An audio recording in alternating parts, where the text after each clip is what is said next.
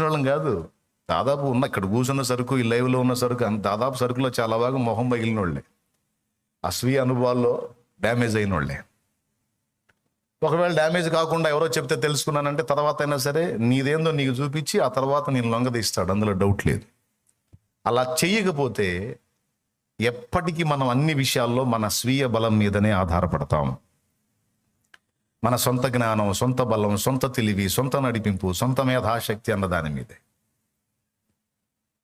అది పనికి మాలింది, మనకు స్వతహాగా వచ్చినటువంటిది మనకు పనికి రాదు. దేవుని జ్ఞానమే మనల్ని నడపాలి అని నీకు స్థిర తీర్మానం వచ్చిన నాడు అప్పుడు ఎంటర్ అవుతాడు నీ లైఫ్లోకి ఆయన. నా నీతి పనికిరాదు అన్నప్పుడు ఆయనే నీకు నీతి అవుతాడు. నా పరిశుద్ధత కొండ ఎక్కదు అని నీకు అర్థమైన నాడు యేసే నీ పరిశుద్ధత అవుతాడు. నా జ్ఞానం నన్ను మట్టి గరిపించింది, మట్టి తినిపిస్తుంది అనే సంగతి నీకు అర్థమైన నాడు ఆయనే నీకు జ్ఞానం అవుతాడు. నన్ను నేను కాపాడుకునే పరిస్థితి కోల్పోయాను, నన్ను నేను రక్షించుకోలేకపోతున్నాను అన్ననాడు ఆయనే నీకు విమోచకుడు అవుతాడు. ఇది 1 కొరింథీ పత్రిక 1వ అధ్యాయం 30 ఇచ్చిన సాక్ష్యం. 30వ వచనం, అతిశయించువాడు ఇక తన యందు అతిశయించడానికి లేదు, అతిశయించువాడు ప్రభువునందే అతిశయించవలెను అని వ్రాయబడి ఉన్నది. నెరవేరున్నట్లు ఆయనే, అంటే ప్రభు అయిన యేసుక్రీస్తే మనకు నీతియు, జ్ఞానము, పరిశుద్ధత, విమోచన, ఈ 4 ఆయనే అయ్యాడు. ఇప్పుడు ఒక్కసారి అందరూ చెప్పండి, ఈ పాత్రలో మంచినీళ్ళు ఉన్నాయి, నేను జ్యూస్ తాగాలనుకుంటున్నాను. ఇదే పాత్రలో నేను జ్యూస్ పోసుకొని చక్కెరకెళ్ళి జ్యూసో లేకపోతే ఏదో జ్యూస్ పోసుకొని తాగాలనుకుంటున్నాను. దీని నిండా నీళ్ళు ఉన్నాయి. ఇప్పుడు ఎట్లా తాగాలి నేను? ఇప్పుడు నేను దీన్ని వాడుకోవాలనుకుంటున్నానండి జ్యూస్ కోసం, లేకపోతే ఒలివ తైలం పోసుకొని ఆ తైలం నెత్తి మీద పోసుకోవాలనుకుంటున్నాను. ఆల్రెడీ నీళ్ళు ఉన్నాయి, దీనిలో ఏం చేయాలా? అంటే నాకు పనికిరాంది ఏదో దీనిలో ఖాళీ చేయాలి, నాకు అవసరమైనది ఏదో దాన్ని నింపుకోవాలి, నేను దాన్ని వాడుకోవాలి. ఇప్పుడు మనం ఎవరు ఖాళీ పాత్రలు కాదు, ఆల్రెడీ నింపబడిన పాత్రలు. అది ఇప్పుడు వచ్చిన గొడవ. అర్థమైందా? మనందరూ ఎవరు ఖాళీ పాత్రలు కాదు, ఆల్రెడీ నింపబడిన పాత్రలు. స్వీయత, స్వయము, అహము అనే వాటితో నింపబడిన పాత్రలు. ఇప్పుడు ఏం చేయాల్సి వచ్చింది? మరి ఆయన ముందుకు వచ్చావు, నన్ను వాడుకో అంటున్నావు. నీ కోసం బ్రతకినప్పుడు నా బ్రతుకు అర్థం ఏంటి అంటున్నావు. నీ కోసం ఫలించాలి, నీ చిత్తం చేయాలి, నీ సంకల్పం నెరవేర్చాలి. ప్రభువా, నా జీవితానికి ఒక అర్థం ఇవ్వు, నా బ్రతుకు పరమార్థం ఇవ్వు, నేను పుట్టింది సార్థకం అవ్వాలి ప్రభువా, నా జన్మ సార్థకం అవ్వాలి ప్రభువా, చెదపురుగులాగా పుట్టింది సచ్చింది అన్నట్టు ఉండకూడదు ప్రభువా, నా జీవితం నన్ను వాడుకో అని నువ్వు దేవుని ముందుకు వస్తావు. నన్ను ఆశీర్వదించని దేవుని ముందుకు వస్తావు. ఆల్రెడీ నువ్వేమో నింపబడిన పాత్రవి. ఇప్పుడు ఏం చేయాలి? 2 చేయాలి. 1, ఉన్నదాన్ని ఖాళీ చేయాలి. 2వది, ఆయన అనుకున్నది నింపాలి. ఈ 2 జరిగిస్తాడు దేవుడు. 2 ప్రక్రియలు ఒకేసారి జరుగుతూ ఉంటాయి. కొన్ని ఖాళీ అవుతుంటాయి, ఆ స్థానంలో కొన్ని నింపబడతా ఉంటాయి. ఒక్కొక్క పరిస్థితి ఒక్కొక్కదాన్ని ఖాళీ చేస్తుంటది. ఒక్కొక్క పరిస్థితి, ఒక్కొక్క సమస్య, ఒక్కొక్క ఇబ్బంది, ఒక్కొక్క శ్రమ మనలో కొన్నిటిని ఖాళీ చేస్తుంది. ఆ ఖాళీలో దేవునివి కొన్ని నింపుతూ ఉంటాడు దేవుడు. అర్థమైందా? ఎంత తొందరగా ఖాళీ అయిపోతే అంత తొందరగా నింపబడటం అనేది జరిగింది. పేతురు జీవితంలో దైవజనుని ద్వారా అద్భుతమైనటువంటి 4 సంగతులు మనం నేర్చుకున్నాం. తగ్గించుకొనుట, దిద్దుబాటు చేసుకొనుట, చిన్నలు చెప్పినా పెద్దలు చెప్పినా సరే లోబడటం. 3వది, ఎట్లనన్నా కానీ నేను కూడా ఆయనలా బతకాలనే ఆరాటం. 4వది, తన బలహీనతను తను గుర్తించి తన అపాత్రతను తాను ఎరిగి మాట్లాడటం. దేవునికి మహిమ కలుగునుగాక. అలా ఖాళీ చేయబడిన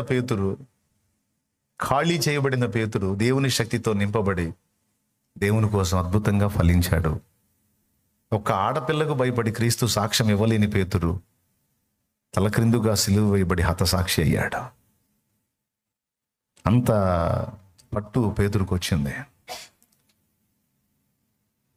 ఒక్క హత్య చేసి అక్కడి నుంచి ఎస్కేప్ అయిన మోషే, తన స్వీయ బలం మీద ఆధారపడిన మోషే, తిరిగి దేవుడు పిలిచినప్పుడు తన బలహీనత ఒప్పుకున్నాడు. పనికిరానయ్యా అన్నాడు.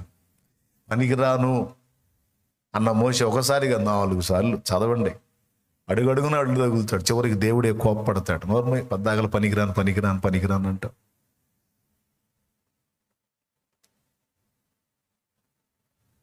పనికి వచ్చేటట్టు నేను చేసి నిన్ను వాడుకుంటాను రా అని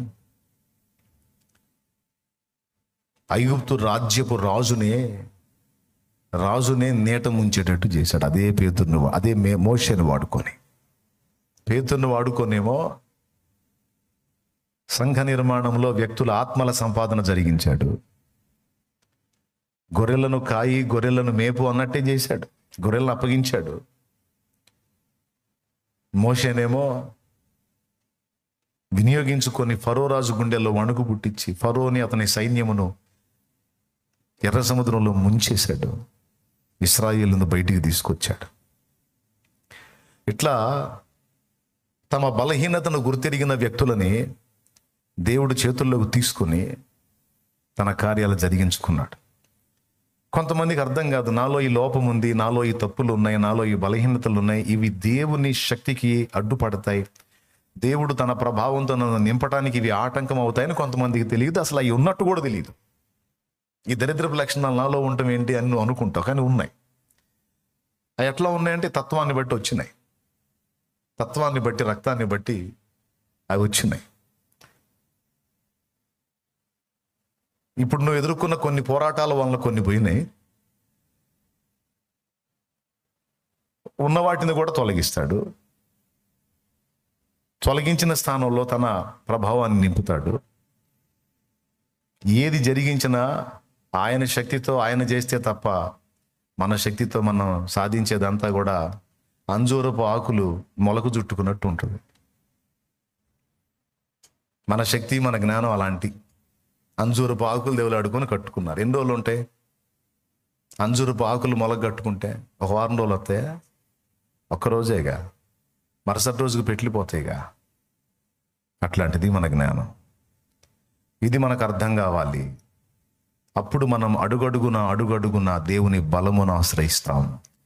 ఎప్పుడైతే అడుగడుగున దేవుని జ్ఞానమును, బలమును ఆశ్రయిస్తామో అప్పుడు దేవుడు మనలో తన శక్తిని నింపుతాడు. మన ద్వారా తన చిత్తమును నెరవేర్చుకుంటాడు. తన ద్వారా మన ఎడల ఆయనకున్న సంకల్పాన్ని నెరవేర్చుకుంటాడు. అందుకోసం దేవుడు ఫస్ట్ నుంచి పని చేస్తాడు మన మీద. మనకు తెలియదు, పని జరుగుతుందా నా మీద అన్న సంగతి నీకు తెలియదు. అలా ఏర్పాటులో, ప్రణాళికలో ఉన్న వాళ్ళందరినీ కూడా కొంతమందిని రక్షణలోనికి పిలవటం ఏర్పాటు అయితే, కొంతమందిని పిలవబడిన వాళ్ళలో నుంచి తన పనికి పిలవటం అనేది ఇంకొక ఏర్పాటు. లోకములో ఉన్న వాళ్ళని సంఘములోనికి చేరుస్తాడు. ఇది ఒక పిలుపు. సంఘములోనికి చేర్చబడినటువంటి వ్యక్తులలో మళ్ళా తనకు యాజకులుగా కొంతమందిని ప్రత్యేకించుకుంటాడు.